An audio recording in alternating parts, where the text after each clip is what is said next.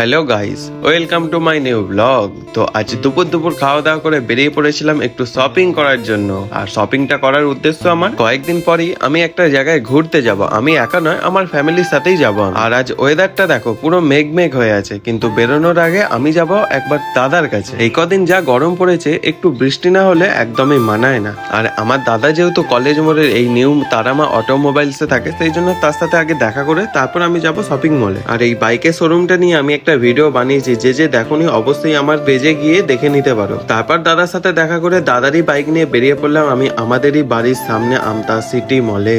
আমি গেছিলাম সিটি মলে একটা জামা কেনার জন্য, কিন্তু যেই জামাটা আমি ঘর থেকে চয়েস করে এসেছিলাম সেই জামাটাই আমি পাইনি এই জায়গাতে। টি শার্ট অপশন তো বহুত ছিল, কিন্তু আমি নেবো একটা জামা, কিন্তু সেই জামাটা এই জায়গাতে অ্যাভেলেবেল নেই। কিন্তু একটা জিনিস লক্ষ্য করলাম, জামার কালেকশনে কিন্তু একদমই অভাব নেই এই জায়গায়।